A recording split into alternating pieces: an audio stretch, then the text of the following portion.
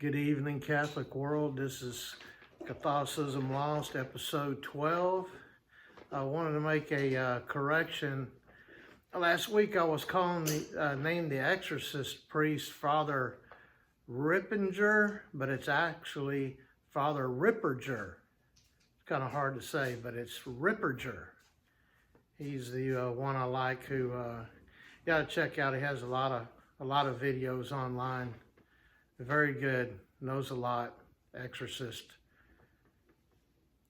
I want to talk a little bit this evening about the church is advancing very quickly now to the ecumenism church, where all are welcome, where the Catholic religion, we don't want to talk about the truths of the Catholic religion because we may offend somebody, but they're all the truths from our Lord that he gave to his church, and they're to be believed in order to be saved. You deny one article of the deposit of the faith, and you're basically outside the church, anathema. So that's what they're doing full speed ahead with this Pope Leo. It's also including not all the other religions of the world, but it's also including all other beliefs in the world, moral depravity beliefs, transsexuals, homosexuality. All these things are to be accepted. They put a good spin on it. They try to make you feel like if you don't accept these people, you're a hater.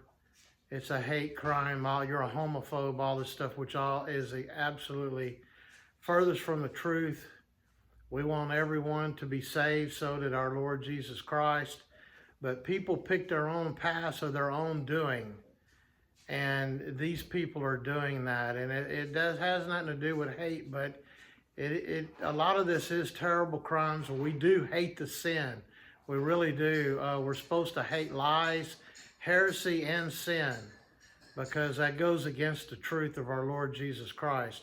He never preached us or told us that we were to accept this type of stuff. But anyway, moving on, Pope Leo has affirmed in his blessings of homosexual unions as his predecessor. Excuse me for calling him Pope Leo. I don't believe that he's worthy of the title, but that's supposed to be who he is. But he is definitely not a good pope at all. Not even close. Maybe worse than Francis. It's too early to tell, but it's looking like it. He has moved Victor, I believe it's Cardinal Victor Fernandez, the prefect of the Doctrine of the Faith, if you can believe this. He is over that. He is the one that wrote a book, The Art of Kissing. It has scandals in it. He's even quoted other depravities that I will not mention because they're not worth being mentioned. You can look them up for yourself. Also, there's a lot of talk. We really must be somewhere in the times of the third secret. There can really be maybe nothing worse than having a bad clergy. Bad popes is a chastisement, most definitely. God's chastising for sin and unbelief, and it really hurts. It hurts if you're a Catholic of what they've done to the religion. It hurts. And it hurts to hear them say that Our Lady is not worthy of being, her title of being co-redeemer and mediatrix of all graces, which Catholic Church has always believed. She is the mediatrix of all graces. All graces come through her from our Lord Jesus Christ, her Son, because of the position that she holds. And that's just the way it is. And that's the way he wanted it. God works through secondary creatures. That's how he works. Secondary beings. He worked through Our Lady. He works through us. We have to participate in our salvation. We can't just say some little stupid little quick prayer and we're going to be going to heaven. That ain't the way it is. We're going to have to work out our salvation with fear and trembling. We are the secondary cause. He's the primary reason, but we're the secondary. We have to participate in this. And that's why he's always used, even in the Old Testament, judges, kings, patriarchs, prophets, you name it. Same in the New Testament too. He's always used these type of people to help convert sinners and to teach the faith and to bear witness to the faith. Martyrs also especially. A lot of the talk is going around in Rome, and it's just so terrible. Maybe I shouldn't say it, but these bishops and everyone's ratting on each other. They're claiming a lot of these bishops have boyfriends, and it is just really, really terrible to hear. It's really terrible for me to say. I've been a Catholic all my life, not a practicing Catholic, but you know, I've always loved the Catholic religion. Even when I didn't know all that much about it, I was proud of it. That's something that gets infused in your soul, supposed to, whenever you're baptized. You become a Catholic. Catholic means universal. That means God wished all men to belong to this church. No other church will do. They're saying that somebody's saying the Bishop of Spain has a boyfriend. It is just really terrible what they've done to the church. It's getting worse by the moment. It's getting worse by each new leader that we have. It's taking another twist and turn and getting worse and worse. They're doing more and more damage. Each one is doing more damage than his predecessor did. That's why I think Leo is going to be worse than Francis. We just don't know how long God is going to allow this to happen. It could all start falling apart 6 months from now, a year from now, 5 years. We're just not sure. I do think it's interesting, though, that, you know, our Lord said, you know, keep your eyes on the heavens and stuff. That he didn't say we were going to have this type of technology, but that at 3i Atlas and all the other comets that have come into our solar system or whatever we have out there, I don't know what to believe, but it's very, very interesting, to say the least. There's several comets around, and also 3i Atlas. They don't know what to make of that thing. Neither do I, from the pictures I've seen. It is really a phenomenon. It is a strange happening. It really is.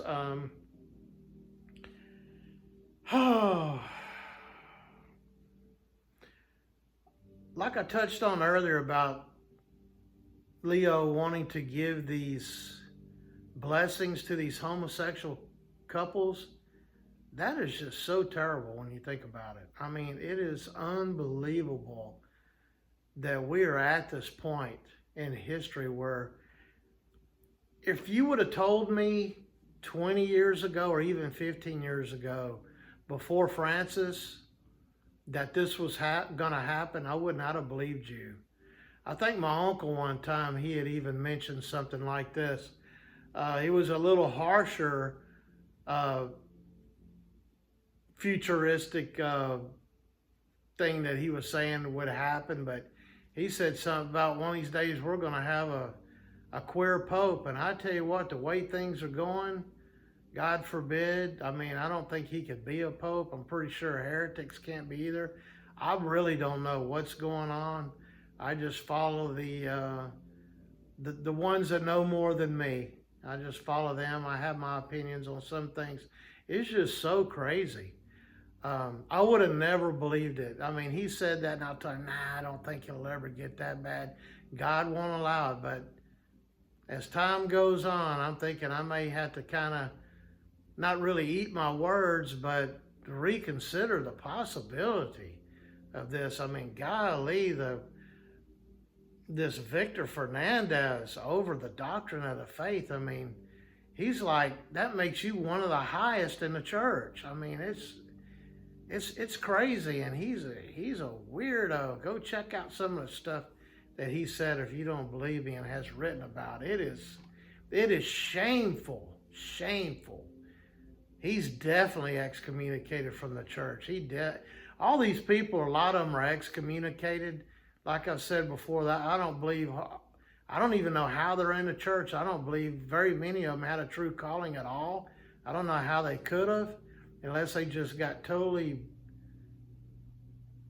something happened to them somewhere down the lines. But it is really, really insane, some of the stuff that these people have written and done and say. None of this is Catholic at all, people. None of it. What have they done to our church? I always wonder, altar girls? I mean, come on, that's like, they're telling you right there that there's going to be women priests one day, priestesses or something. It's like it's right in your face, altar girls. You can't have altar girls. Altar boys are boys that are trained with the possibility that they may become, go to a seminary and actually become a priest one day. Girls can't go and do that, but we've had altar girls around forever, and there's a lot of people I knew when I was in a Novus Ordo that handed out communion. I mean, how can you do that? I mean, knowing that a priest, it's like he's nobody special. And then they started calling the priest before Mass and welcome our presider like it's some kind of deal at a school or something, a dance or a kid singing in the choir or something. Welcome our presider today, Father so-and-so, and half the time it's Father Robert. I mean, a presider, that's not a priest. That's why a lot of these masses, I dare say, are not valid. They don't use the proper matter. You got to have the proper matter and intent. And I wonder a lot about in these Novus Ordo churches. They're pretty crazy. I don't know how God, Jesus Christ, would want to be part of some of this stuff, but only He knows. Only He knows when the priest calls, if he comes down into some of these places or not. He's the only one that knows, and there's a lot of things that we don't know in the spiritual realm. Because this is a spiritual war, spiritual and material, so get ready. Something could happen in the near future. I'm afraid it might. A lot of people have talked about it. We'll see.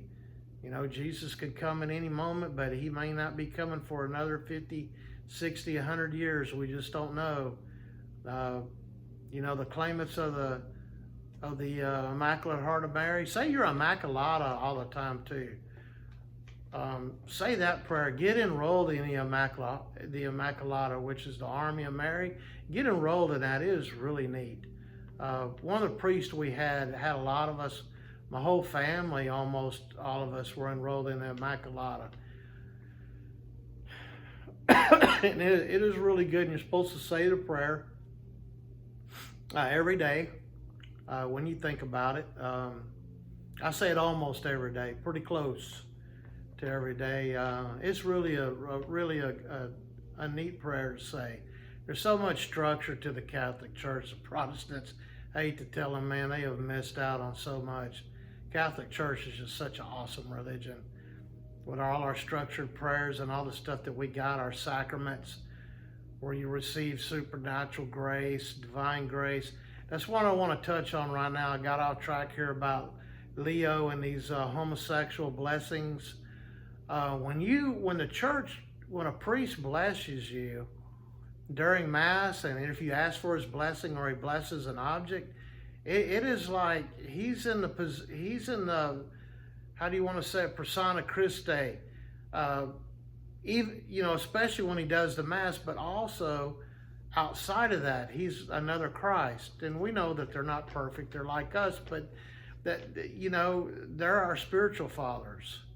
And when they bless us, it's like if Jesus Christ blessed us, working through secondary things, measures like sacraments.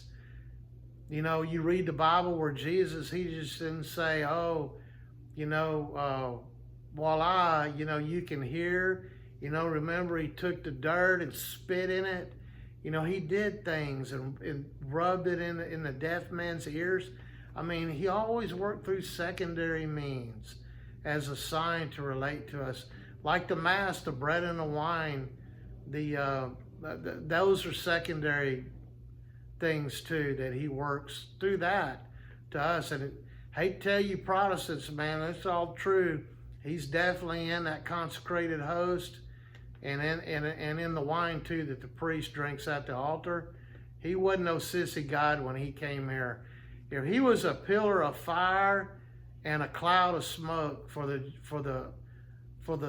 chosen ones back then, he wasn't gonna leave us with no type of sign. He left us with his sign. He is physically with us in the consecrated host. And he's not no sissy God. When he came here and died and rose again into heaven, he left himself here in a sacramental way for us. And that is just so awesome. I just love it. The blessings give peace. They give protection.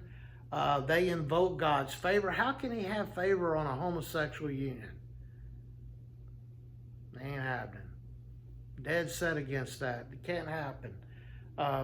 It's a divine favor. It infuses holiness. It strengthens us. It's a sacramental, is what being blessed and with holy water and stuff, being blessed by the priest. It's a sacramental.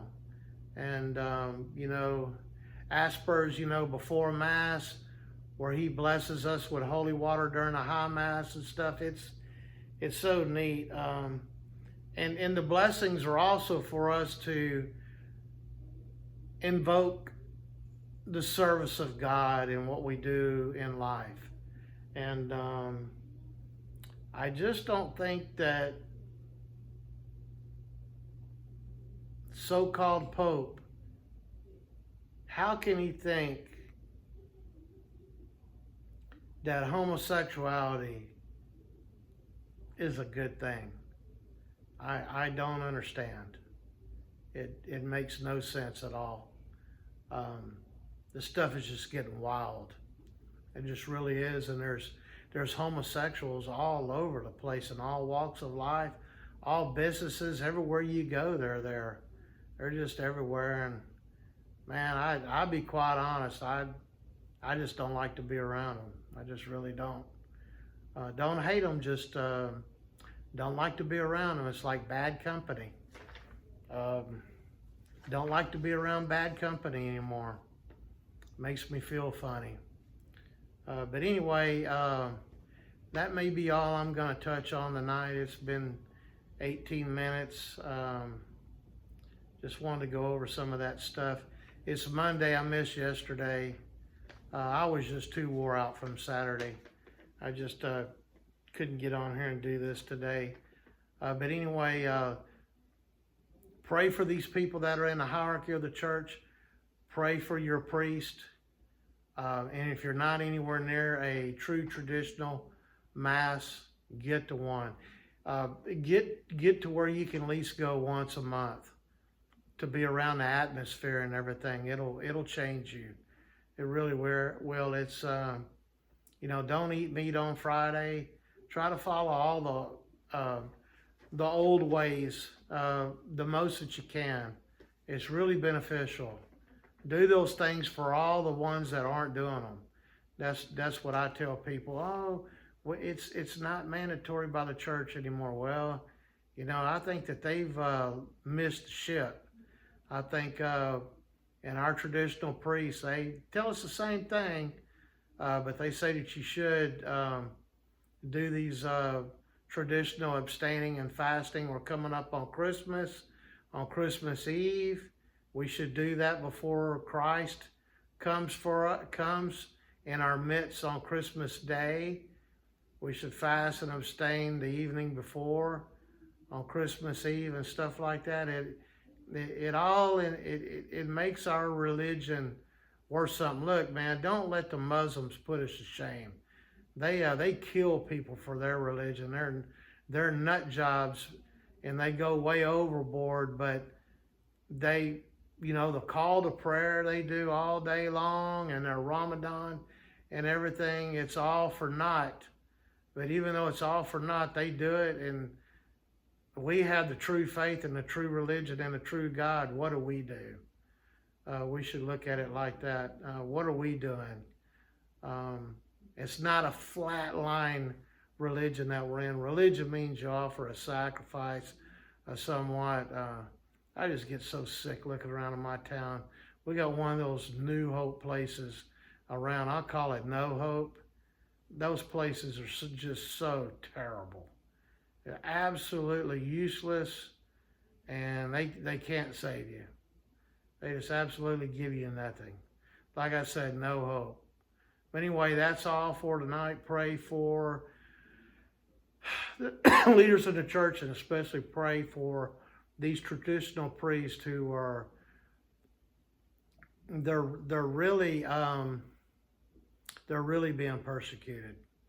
They really are. So pray for them to hold on to the faith, and pray for your family members and your friends too, to convert them also. Good night.